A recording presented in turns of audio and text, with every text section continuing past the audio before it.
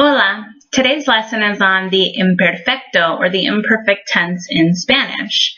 I apologize for my PowerPoint presentation not working in the full screen mode. For some reason, I can't do the slideshow, so I'm going to have to click through it in the editing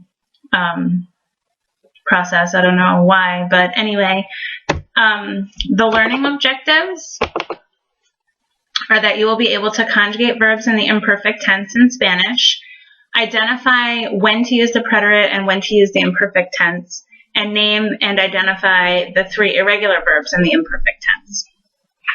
So the first thing you should know is that the imperfecto, the imperfect tense, is not another past tense. They're 2 entirely separate things. They both talk about things that happened in the past, but they're not interchangeable. You have to know and be able to distinguish when you need to use the past tense or the preterite tense and when to use the imperfect tense. So you've already learned to use the preterite tense to talk about things in the past. And I know that when I teach the preterite tense, I pretty much just say, this is the tense that we use to talk about things that happened in the past. But there are other ways to talk about things that happened in the past. The preterite is specifically used to talk about things that have happened and that are over and done. They only happened one time, and that was the end of it. You need to use the imperfect tense to talk about things that happened habitually or happened often in the past tense, to talk about things that happened over a long amount of time, to talk about background events in a story, to speak of physical characteristics, emotions, thoughts, and we use the imperfect tense to talk about time, age, and weather in the past tense, or in the past. So it does seem like a lot of different, it seems like, well, gosh, we would use the imperfect tense most of the time, much more often than the preterite tense. And I think the more we practice and the more you see them both put into context, you'll gain a better understanding of when to use which one. This video is just supposed to introduce the concept to you. There will be more instruction on when to choose which one you want to use. So here are some examples of the imperfect tense because they describe continuing actions in the past. So, los estudiantes hacían la tarea todos los días. So, in this sentence, the students did their homework every day. That was something that happened habitually or over and over again over time in the past. So, instead of using the preterite tense in this sentence, it's using the imperfect tense of hacer. And I'll show you in a minute how to conjugate the verbs in the imperfect tense. Don Fernando trabajaba en el banco todos los sábados. So, Don Fernando used to work or worked at the bank every Saturday. Again, this happened over time. It was a habitual action, not just he worked there one Saturday in his life. Mi abuelo siempre decía chistes muy divertidos. So my grandpa always used to tell funny jokes. Again, a habitual action, something he did many times over time, not saying my grandpa told a funny joke once. That would be the preterite tense. So this is just to give you an idea of how this tense is used. Here's how we conjugate imperfect verbs. So if it's an AR verb, you drop the AR like we usually do, and then you're going to add aba, abas, aba, abamos, abais, or aban. If it is an ER verb or IR verb, you'll notice that the endings are the same. You drop the ER or IR, and then you add ia, ias, ia, iamos, iais, ian. So in this chart, I've given you an example of an AR, an ER, and an IR verb, all regular, just common verbs that you would use. Hablaba, hablabas, hablaba, hablábamos, hablabais, and hablaban. These are kind of fun to say. I always thought the AR endings in the imperfect tense were kind of fun. ER would be like a verb like comer. Yo comía, tú comías, él, ella, or usted comía, nosotros comíamos, vosotros comíais, and ellos, ellas, or ustedes comían. Salir, yo salía, tú salías, él, ella, or usted salía, nosotros salíamos, vosotros salíais, and ellos, ellas, or ustedes salían. Notice how all of the forms of the verb, the ER and IR verbs, have an accent over the I. And so you can hear me emphasize that I when I say the verb. Comíamos instead of comíamos or comíamos. So comíamos, salíamos, comías, salías, comían, salían. Hopefully you can hear the little emphasis that happens with the accent over the I. In the AR verbs, the only one that gets an accent is the nosotros form. And I'm not sure if you noticed when I said that one, I pronounced it hablábamos. And you do need to put a little emphasis over that first A in the ending, hablábamos, instead of hablábamos. So hopefully you can hear the difference. Hablábamos, comíamos, salíamos. So here's a bit of good news for you. There are no stem changes in the imperfect tense. Yay, that to me is great news. I love when I don't have to worry about a bunch of irregular verbs in a verb tense when I learn a new one. There are 3 irregular verbs in the imperfect tense: ir, ver, and ser. And here they are. Ir is iba, ibas, iba, íbamos, ibais, and iban. So I used to go, you used to go, we used to go, or we always went, she always went. That's how you would use ir in the imperfect. Ver is veía, veías, veía, veíamos, veíais, and veían. And ser, strange, but era, eras, era, éramos, erais, and eran. And here's how a little way that I always used to remember ser in the imperfect tense was era. It looks like an era. In English, an era is a amount of time.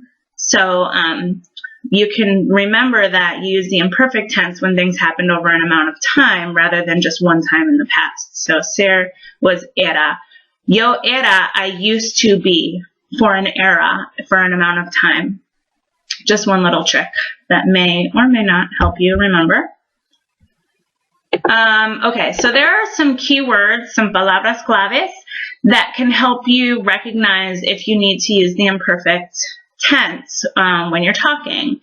And so you need to use, like certain words will indicate an indefinite number of repetitions or therefore provide a cue to use the imperfect. That's what I just said. I said it twice. So expresiones de tiempo.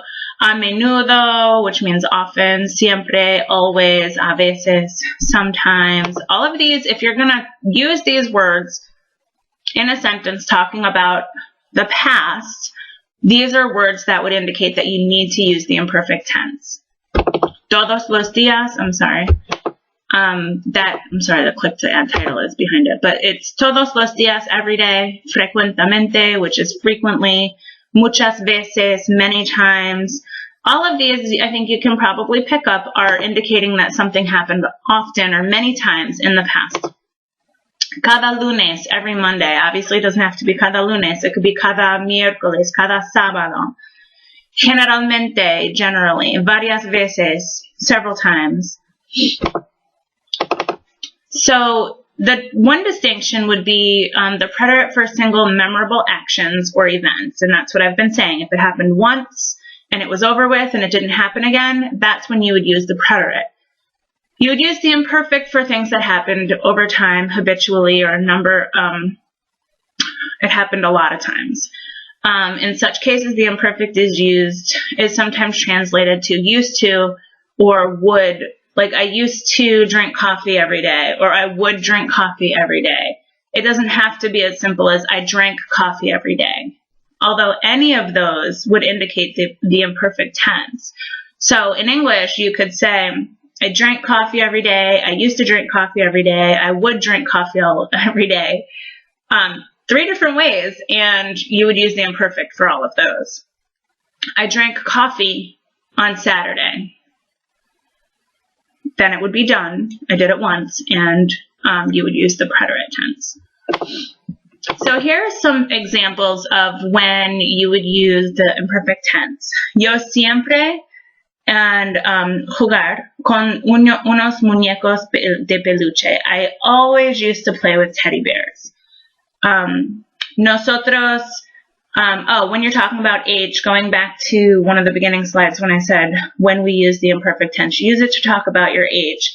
Because you weren't in any age in your life, you were not that age for 1 second, and then it was over. You were that age for a whole year.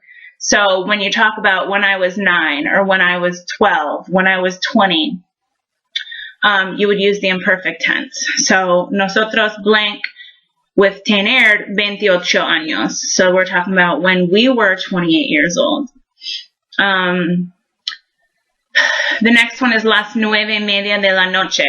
Time. Time is another, for some reason we use the imperfect tense with time, even though time is just happening in 1 instant, 1 second. It was only 9:30 at night for 1 minute. You got to keep it in your head. You use with time. If you're saying it was such and such a time in the past, use the imperfect tense. Mi hermana nunca a los árboles en trepar, to climb. So my sister never climbed trees. Mis hermanitos siempre se, and the verb portar, to behave, malos en el centro comercial. So all of these, or not all of them, but some of them have those keywords that you can pull out. Siempre, nunca. Cuando era niño, when I was a child, yo iba. Oh, I've got the answers on the next slide. If you're working along with me on these and trying to conjugate them, I'll give you the answers next. Mis amigos salir a las discotecas cuando eran más jóvenes. So if the imperfect is used later in the sentence, that might be a good clue that you would need to use it, although not always. Okay, so here are the answers. Yo siempre jugaba con unos muñecos de peluche. Nosotros teníamos 28 años. Era las 9:30 de la noche. Mi hermana nunca trepaba a los árboles. Mis hermanitos siempre se portaban malos en el centro comercial. Cuando era niño, yo iba a España con mis padres todos los veranos. Mis amigos salían a las discotecas cuando eran más jóvenes. So, there are 2 parts to learning the imperfect tense. You do need to learn the conjugations, the endings, the abas and the aba and stuff like that, or the ia, ias, ia. And then you also need to be able to distinguish, do I need the imperfect tense or the preterite tense if I'm speaking about something that happened in the past. And that might take some time and some practice, but you'll get there, I promise. Time to check yourself. Can you conjugate verbs in the imperfect tense in Spanish? Can you identify when to use the preterite and when to use the imperfect tense? And can you name and identify the 3 irregular verbs in the imperfect tense? If so, you are right on track. And if not, again, I encourage you to seek out some other instruction, or email me, contact a friend. We are definitely getting into some harder grammatical concepts in the class, and I don't want you feeling helpless. So always, always, always feel free to contact me for some more help.